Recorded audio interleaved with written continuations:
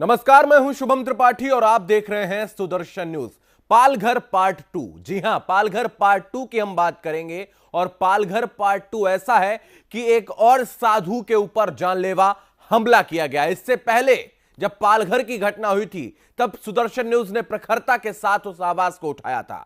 और महाराष्ट्र के पालघर में साधु पर हुए हमले का मामला अभी तक ठंडा भी नहीं हुआ था कि एक बार फिर से एक साधु पर जानलेवा हमला किया गया है। और इस बार मामला संभाजी नगर का है, जहां गुंडों की गुंडागर्दी इस कदर बढ़ गई, साधु पर हमले करने से भी वो बाज नहीं आ रहे। और इन बेलगाम गुंडों को ना तो पुलिस का डर है, ना ही कानून का खौफ है। तस्वीरों में आप देख सकते हैं कि एक साधु पर कई गुंडों ने हमला कर दिया। आप देखिए, गुंडे करीब 10 से 15 की संख्या में हैं और एक अकेले साधु को बड़ी ही बेरहमी से पीट रहे हैं। ऐसे में साधु ने अपनी जान बचाने के लिए जब हथियार तो उठाए, लेकिन इन बेलगाम गुंडों ने साधुओं पर पत्थरों से हमला कर दिया। हमले में ये साधु बहुत बुरी तरीके से घायल हो गए हैं। हमले में साधु की पैरों में और सर में गंभीर चोटें आई।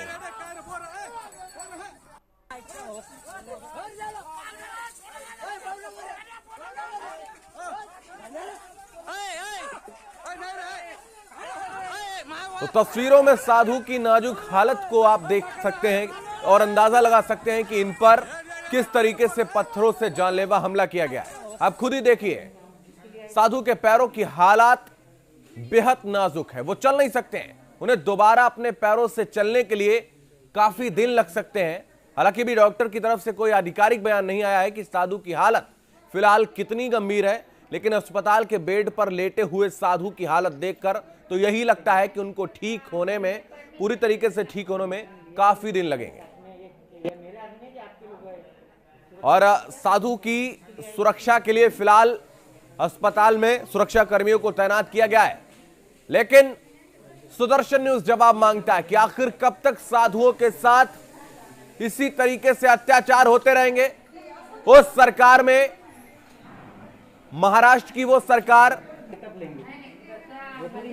जो कि बाला साहब ठाकरे के वंशज है, और बाला साहब ठाकरे जो कि भगवा भेष, जिनके वस्त्र वो भगवा धारण करते थे, और आज जब भगवा के ऊपर इस तरीके से अत्याचार हो रहे हैं तो क्यों मौन है वो। महाराष्ट्र में साधु संतों के ऊपर हमले की घटनाएं दिन बर दिन बढ़ते जा रही है। पालघर के बाद दूसरी बड़ी घटना संभाजी नगर में हुई है।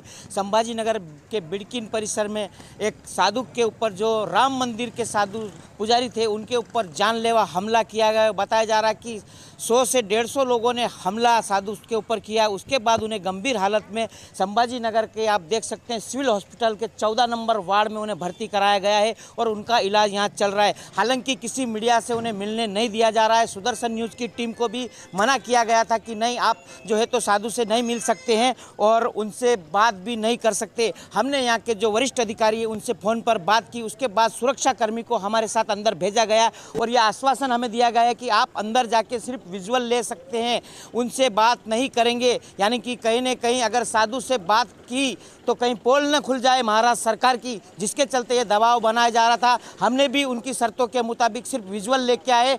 कहीं न कहीं ऐसा लगता है कि सरकार का दबाव इन लोगों के ऊपर है कि किसी साधु संत के हमला हो जाए तो उसकी जानकारी देश में पता नहीं चलना चाहिए। हालांकि साधु के ऊपर हमला क्यों हुआ, हमला किसने कराया, ये बात तो बिल्कुल सामने आएगी, क्योंकि यहाँ से जब ये साधु, जो संत, जो महाराज है, वो बाहर आएंगे उसके बाद हम उनसे जानकारी जरूर लेंगे। लेकिन फिलहाल उनका इलाज चल रहा है और जिस तरह से यहाँ के अधिकारी ने बताया गया था उसके मुताबिक हमने अंदर से उनके विजुअल लिया है। बहुत ही गंभीर हालत में वो महाराज है और उनका यहाँ इलाज चल रहा है। ऐसे में सवाल बड़ा यही है कि महाराष्ट्र के महाविकास आघाड़ी सरकार में आखिर ये चल क्या रहा है, क्यों लगातार बार बार साधु संतों के ऊपर हमले हो रहे हैं। कैमरामैन महेश पवार के साथ बीएम राठौड़, सुदर्शन न्यूज, संभाजी नगर, महाराष्ट्र। हमारे साथ हमारे सहयोगी बाबूलाल राठौर जुड़ रहे हैं। अधिक जानकारी के लिए हम उनके पास चलते हैं। बाबूलाल जी, सबसे पहला प्रश्न यही है कि क्या इन संत का पता चल पाया, ये संत कौन है, ये साधु कौन है, इनका परिचय पता चला है?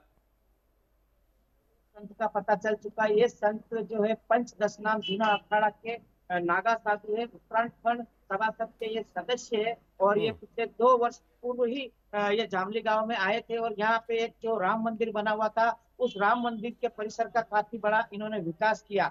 सुबह वो विकास इतना अच्छा हुआ कि काफी लोग वहां पे आने लगे, दर्शन का लाभ ले रहे थे। लेकिन जो गांव के जो राजनीतिक लोग हैं उन्हें एक साधु के द्वारा एक गांव में किया गया विकास बर्दाश्त नहीं हुआ है। क्योंकि बता दूं मैं आपको कि अभी कुछ दिनों के बाद में यहाँ पे जो है ग्राम सभा के इलेक्शन आने वाले, चुनाव होने वाले, ऐसे में कहीं ना कहीं जो राजनीतिक पार्टियां वो अपने आप को दावा ठोकती है कि नहीं ये विकास इन हमने पर किया, वो अटैक करने विकास वाले हमने लोग किया। कौन थे बाबूलाल जी? जो जिन्होंने साधु पर अटैक किया, ये कौन लोग थे?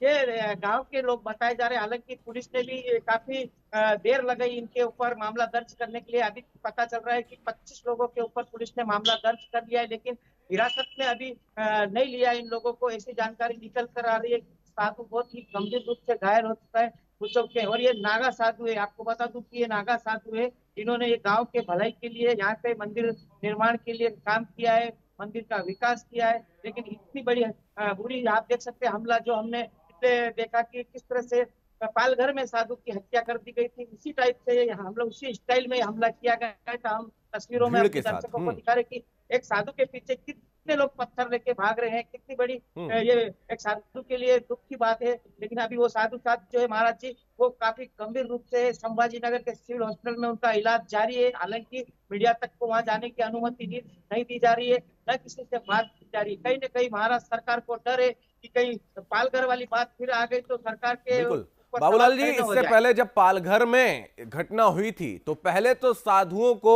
बच्चा चोरी गैंग का सदस्य बनाया गया था और उस वक्त देश के अंदर एकमात्र चैनल था सुदर्शन न्यूज, जिसने उनकी सही पहचान को देश के सामने रखा था, बताया था कि वो साधु हैं और उन पर एक षड्यंत्र के तहत भीड़ ने हमला किया है। एक प्रश्न सबके जहन में उठता है और जो भी सनातन के समर्थक हैं, जो भी सनातन को मानने वाले लोग हैं, खास तौर से उनके जहन में कि आखिर शिवसेना जिनकी सरकार महाराष्ट्र के अंदर है, जिनके राजनीतिक ध्वज का रंग जो है वो भगवा है, और उनके राज्य में अगर भगवा के ऊपर इस तरीके के हमले होते रहेंगे तो आखिर और कहां पर भगवा और साधु सुरक्षित रहेंगे? बाबूलाल जी, बिल्कुल कहीं ना कहीं बहुत दुख की बात है, क्योंकि हर कोई चाहता है कि हमारी सरकार, शिवसेना एक हिंदुत्ववादी सरकार मानी जाती है और शिवसेना के रहते हुए इस तरह से साधुओं के ऊपर हमला हो रहा। सुबह में दर्शकों के लिए एक बात और बता दूं कि पालघर के पास एक ऐसा ही हमला महाराष्ट्र के परभनी में हुआ था। उसके बाद संभाजी नगर में पिछले महीने फुलंब्री तालुका है, वहां पे एक महाराज जी का आश्रम है जो उत्तर प्रदेश के थे, उनके ऊपर जानलेवा हमला। और ये चौथी बड़ी घटना है जो खतरनाक हमला ये किया गया है। कहीं ना कहीं महाराज जी इसमें बाल बाल बच गए, लेकिन प्रशासन की तरफ से इसके बारे में अभी कोई जानकारी नहीं आ रही। कोई ऐसा राजनेता नहीं है जो सामने आके इसके महाराज जी के समर्थन में बात कर सके। कहीं ना कहीं सरकार का दबाव है, महाविकास आघाड़ी की सरकार है और कांग्रेस पार्टी और राष्ट्रवादी मिलकर सरकार बनी, तो कहीं ना कहीं राष्ट्रवादी और कांग्रेस हिंदू साधु संतों के हमेशा विरोधी पाए गए और इसके चलते जो है शिवसेना भी हिंदू साधु संतों के लिए आगे नहीं आ पा रही है। शुभम, बिल्कुल एक बहुत बड़ा दबाव है, लेकिन प्रश्न यही उठता है और सबके जहन में कि आखिर क्या हिंदुओं के ऊपर इस तरीके से अत्याचार होते रहेंगे और वो दल राजनीतिक दबाव में मौन रहेंगे? आखिर कब कार्रवाई होगी, ये बड़ा सवाल है। बाबूलाल जी, क्या उस गांव के लोगों से बात हो पाई है? उस गांव से जहां पर अटैक हुआ है, क्या उनसे बात हो पाई? आखिर क्या कारण था कि साधु के ऊपर अटैक किया गया? बिल्कुल देखिए, हम गांव के नागरिकों से बात करने की कोशिश लगातार कर रहे हैं, संपर्क कर रहे हैं। हालांकि संभाजी नगर के हॉस्पिटल में जहाँ पे महाराज जी का अभी इलाज चल रहा है, वहाँ पे भी गांव के कोई नागरिक नहीं है। हालांकि साधु संतों की अगर बात करें तो साधु संत जरूर महाराज जी को देख रेख करने के लिए पहुंचे वहाँ पे, लेकिन गाँव के जानकारी ऐसी निकल कर आ रही है, गाँव वालों ने, जो राष्ट्रवादी लोग है, जो साधु संतों का सम्मान करते हैं, ऐसे लोगों की तरफ से कहा जा रहा है कि ये राजनीतिक मुद्दा बनाया जा रहा था और राजनीति के बाबूलाल जी, आप हमारे साथ बने रहिए, हमारे साथ संत ज्ञानेश्वर जी जुड़ रहे हैं, उनके पास चलेंगे। ज्ञानेश्वर जी, बहुत स्वागत है आपका सुदर्शन न्यूज पर। और बहुत बड़ा प्रश्न है, यक्ष प्रश्न है कि आखिर कब तक साधुओं के ऊपर इसी तरीके का अत्याचार होता रहेगा? जी जी, जय श्री राम। मैं ज्ञानेश्वर महाराज डोनगांवकर, छत्रपति शिवाजी महाराज सेना हिंदुस्तान प्रणीत जी, बोलिए। वारकरी संप्रदाय व संत सुरक्षा विभाग महाराष्ट्र अध्यक्ष बात कर रहा हूँ जी। ये जो गंभीरता है, ये प्रकरण है राम टेकड़ी का, जो पैठण तालुका और संभाजी नगर जिले में आता है। और बात जो हो रही थी वो बात देखिए तो बहुत छोटी सी बात थी कि शनिदेव मंदिर में कुछ यात्री कुछ दर्शन के लिए आए थे और जो साधु बाबा थे वहाँ के महंत जी गणेशपुरी जी महाराज, उन्होंने गायों के लिए कुछ चारा इकट्ठा करके रखा था जो नीचे से ऊपर लाने के लिए बहुत दिक्कतें होती है। उन्होंने इकट्ठा करके रखा, उन्होंने वो सब दरवाजे खुले रख दी जो कुछ आए थे उन्होंने, और उसके बाद में कुछ गाय गई और सब चारा खा लिया वहाँ का। तो वो गाय को डांटने लगे, इनको कुछ नहीं बोला, इन्होंने जिन्होंने ये ऐसा हरकत की इनको साधु बाबा ने कुछ नहीं बोला, स्वामी जी ने कुछ नहीं बोला, वो गाय को डांट रहे थे। इनको लगा कि ये गाय को बोल रहे, ये हमारे लिए बोल रही है करके वो उनको गालियां देने लगे, उन पर चढ़ाई करने लगे। तो फिर उन्होंने स्व संरक्षण के लिए कुछ दिखाया भी वहां पर, मगर उसका कुछ प्रहार वगैरह नहीं किया। और इन्होंने फिर उसके बाद में कुछ ईंट पत्थर इकट्ठे किए और उन पर हल्ला करने लगे, तो वहां से वो तुरंत भाग गए। फिर गांव वालों को इकट्ठा करके और पुलिस प्रशासन को ये बात लक्ष्य करने के लिए जरूरी है कि उन्होंने पुलिस प्रशासन की मदद ली इस बारे में कि कुछ लोग हमारे पे अटैक कर रहे हैं। जी जी बिल्कुल, ये बेहद दुखद है ज्ञानेश्वरनाथ जी। संतों पर इस तरीके का लगातार हमला होना, अटैक होना, ये सबसे बड़ा तो कुठाराघात उन हिंदुओं के लिए है क्योंकि संत हमारे मार्गदर्शक हैं, संत हमारे अग्रदूत हैं जिनके दिखाए हुए रास्ते पर हम चलते हैं। और महाराष्ट्र के अंदर इस तरीके की घटना होना वाकई हृदय को और भी ज्यादा कचोटती है क्योंकि बाला साहब ठाकरे के वंशज वहां पर सत्ता में है। जी, ये हमारी मांग तो इस संदर्भ में ऐसी है कि दोषियों पर कठोर कार्रवाई हो और महाराष्ट्र सरकार की संतों की प्रति जो निष्क्रियता की जो वजह है, तो इससे दिन ब दिन संतों पर हल्ले बढ़ते जा रहे हैं कि सबको लग रहा है कि इनके बारे में कुछ नहीं हो रहा। वो अकेले रहते, कुछ पहाड़ियों पर, कुछ आश्रम में संत महात्मा अकेले रहते, कुछ उटपटांग बातें होती है तो फिर उनको डांटना भी पड़ता है। पहले का महाराष्ट्र ऐसा था सर जी कि पहले के महाराष्ट्र में अगर संत किसी को गाली दे या किसी को डांटे तो वो आशीर्वाद समझ के ले लेते हैं। मगर ये क्या विचार सरणी चल रही पालघर के बाद में से कि जहां देखो वहां टीवी पर बात। ज्ञानेश्वर जी महाराज आपसे बात करेंगे, हमारे सहयोगी बाबूलाल राठौर जी लगातार जुड़े हैं। जी बोलिए बाबूलाल जी। बिल्कुल शुभम, मैं महाराज जी से जानना चाहता हूँ कि महाराज जी बार बार हिंदू साधु संतों के ऊपर इतने बड़े हमले होने के बावजूद भी हमारा संत समाज चुप क्यों नहीं है? क्यों नहीं एक बड़ा आंदोलन कर सकता है? पालघर में इतनी बड़ी घटना होने के बाद भी बार बड़ी घटना हो रही। संभाजी नगर की घटना को आज तीसरा दिन आ रहा है लेकिन अभी तक कोई संत समाज, साधु समाज इसकी निंदा करने के लिए सामने नहीं आ रहा है। महाराज जी नहीं जी, हमने जब ये बात हमने सुनी, मल्टीमीडिया की देखी और तुम्हारी तरफ से जब बात सामने आई तो सबसे पहले हमने निंदा की इस वाकया की और हम आज ही निकल रहे वहाँ उधर जाने के लिए, क्योंकि ये बात मल्टीमीडिया से सामने आई, डायरेक्टली सामने नहीं आई।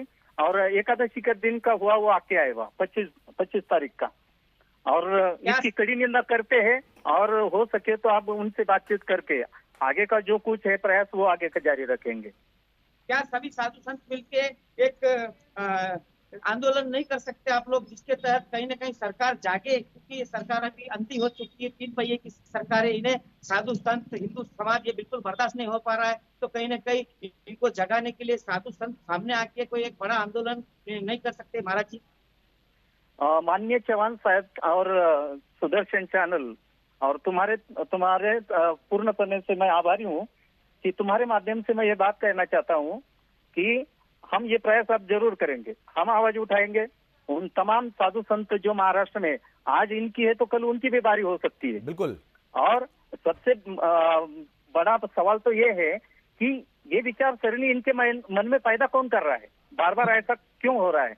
ये सबसे बात करके एक ठोस पाउल कुछ आप 5-7 दिनों में उठाएंगे इसके बारे में। बिल्कुल, बहुत धन्यवाद ज्ञानेश्वर महाराज आपका हमारे साथ जुड़ने के लिए, बात करने के लिए बहुत धन्यवाद। बाबूलाल जी, कहीं ना कहीं यही सबसे बड़ा यक्ष प्रश्न है कि आखिर साधु संत कब बढ़ चढ़कर आगे आएंगे, विरोध करेंगे इस पूरे जो आज का ये वाकया हुआ है इसका। जब तक विरोध नहीं होगा, प्रखर तौर पर इसके खिलाफ एक आंदोलन नहीं होगा, तो इस तरीके की घटनाओं की पुनरावृत्ति महाराष्ट्र के अंदर लगातार होती रहेगी। बाबूलाल। बिल्कुल शुभम, अगर जब तक खुलकर साधु समाज सोया हुआ, जो कुछ हिंदू संगठन वो अभी सोए हुए हैं, उन्हें भी ये दिखाई नहीं दे रहा है, जब तक ये सब एक साथ आते नहीं और सरकार के विरोध आंदोलन एक बड़ा तैयार नहीं करते तब तक ऐसा ही होता रहेगा। और दूसरी बात अगर मीडिया की जाए तो सुदर्शन को छोड़ के कोई भी मीडिया ऐसे मुद्दे को गंभीरता से नहीं लेते हैं। ये भी एक बड़ा दुख की बात है। पालघर की भी खबर को सबसे पहले सुदर्शन न्यूज ने एक्सपोज किया था, उसके बाद मामला सुर्खियों में आया था। इस तरह के जो हमले होते हैं साधु संतों के, तो मीडिया भी इसे ज्यादा बिल्कुल बिल्कुल। बहुत धन्यवाद बाबूलाल जी, आपका हमारे साथ जुड़ने के लिए, तमाम बात करने के लिए, पूरी जानकारी दर्शकों तक पहुंचाने के लिए बहुत धन्यवाद। तो और इस वक्त आपको बता दें, एक बहुत बड़ी खबर आ रही है बिहार से। आपको बता दें, जदयू के नए राष्ट्रीय अध्यक्ष का गठन हो गया है। आरसीपी सिंह को जदयू का नया राष्ट्रीय अध्यक्ष बनाया गया। इस वक्त की बड़ी खबर, नीतीश के काफी करीबी माने जाते हैं आरसीपी सिंह। तो बड़ी खबर इस वक्त आ रही है, एक साथ दो पद सही नहीं थे, ऐसा नीतीश कुमार ने कहा है। और आरसीपी सिंह को जदयू का नया अध्यक्ष बनाया है। इस वक्त की बड़ी खबर, नीतीश कुमार ने एक बहुत बड़ा फैसला लिया है। बिहार से जुड़ी हुई है बड़ी खबर है, एक साथ दो पद सही नहीं थे, ऐसा नीतीश कुमार का कहना है। और जदयू का नया राष्ट्रीय अध्यक्ष बनाया है उन्होंने आरसीपी सिंह को। तो इस वक्त की बड़ी खबर आपको बता दें, नीतीश के काफी करीबी हैं आरसीपी सिंह और उनको अब अध्यक्ष बनाया गया है जदयू का। एक बार फिर से सत्ता में वापसी के बाद बड़ा फैसला लिया है जदयू ने और आरसीपी सिंह को नया अध्यक्ष बनाया है। तो जदयू के कमान अब पूर्व आईएएस और सांसद आरसीपी सिंह को सौंपी गई। आपको बता दें, आरसीपी सिंह पूर्व आईएएस ऑफिसर हैं और उनको अब नया राष्ट्रीय अध्यक्ष बनाया गया है। नीतीश कुमार 2016 में शरद यादव के द्वारा जब पार्टी छोड़ी गई, उसके बाद से लगातार राष्ट्रीय अध्यक्ष थे, जिसके बाद अब आरसीपी सिंह को उन्होंने अध्यक्ष बनाया है, क्योंकि वो खुद मुख्यमंत्री हैं और उन्होंने कहा है कि दो पद एक साथ ठीक नहीं है। हमारे साथ हमारे सहयोगी सौरभ तिवारी इस वक्त जुड़ रहे हैं, उनके पास चलेंगे। सौरभ, नीतीश कुमार ने यह बहुत बड़ा फैसला लिया है, क्या कहेंगे? देखिए, जाहिर सी बात है कि जो आरसीपी सिंह है उनके काफ़ी करीबी माने जाते हैं, राज्यसभा के सांसद हैं। बताया जा रहा था कि विधानसभा के चुनाव में थोड़ी सी नाराजगी भी हो गई थी नीतीश कुमार से, लेकिन नीतीश ने उनको मनाया। और जैसा कि नीतीश कुमार ने विधानसभा के चुनाव में कहा था शुभम कि ये मेरा आखिरी अंतिम चुनाव है, तो उसके बाद आखिर पार्टी कौन संभालता, तो इन्होंने थोड़ी देर पहले बताया था कि उसके मेरे बाद आरसीपी सिंह ही संभालेंगे। तो आरसीपी सिंह को देखिए, उतना बड़ा जनाधार वाले नेता नहीं है, जमीन से जुड़े नेता नहीं है, राज्यसभा के सांसद रहे हैं, अधिकारी रहे हैं, तो एक जिम्मेदारी उनको मिली है कि अब पार्टी को साथ लेकर चले। देखिए, ये भी कहा जा सकता है कि वो नीतीश कुमार के रबर स्टैम्प की तरह काम कर सकते हैं, क्योंकि देखिए, जनता दल यूनाइटेड मतलब नीतीश कुमार। आज भी नीतीश शरद यादव अध्यक्ष भले हुआ करते थे, एक समय जॉर्ज फर्नांडिस अध्यक्ष हुआ करते थे, लेकिन जो फेस हुआ करते थे वो नीतीश कुमार हुआ करते थे। लेकिन नीतीश कुमार बिहार में उनके चुनाव में हम कह सकते हैं कि जो सफलता मिलनी चाहिए थी वो सफलता नहीं मिली। नीतीश कुमार तीसरे नंबर की पार्टी हो गए और भले मुख्यमंत्री बन गए, तो ये लगातार उनके पार्टी में उनके अंदर से विरोध के स्वर उठ रहे थे। तो उन्होंने अपने जगह पर अपने सबसे करीबी व्यक्ति आरसीपी सिंह और ललन सिंह, दो नाम चल रहे थे, तो उन्होंने आरसीपी सिंह को ही इस बार जेडीयू के अध्यक्ष बनाया है। और इससे पहले 2016 में जब शरद यादव को हटाकर उन्होंने खुद अपनी जिम्मेदारी अध्यक्ष के रूप में संभाली थी, और पिछले 4 साल से जेडीयू के अध्यक्ष नीतीश कुमार ही थे। शुभम, बिल्कुल, लगातार नीतीश कुमार इस पद को संभाल रहे थे और उसके बाद से उन्होंने कहा कि एक साथ दो पद ठीक नहीं है, और उसके बाद उन्होंने आरसीपी सिंह को जदयू का नया राष्ट्रीय अध्यक्ष बना दिया। बहुत धन्यवाद आपका हमारे साथ जुड़ने के लिए, तमाम जानकारी के लिए बहुत धन्यवाद। इस बुलेटिन में फिलहाल इतना ही। देश और दुनिया की तमाम महत्वपूर्ण खबरों के लिए आप लगातार बने रहिए सुदर्शन न्यूज के साथ। जय हिंद।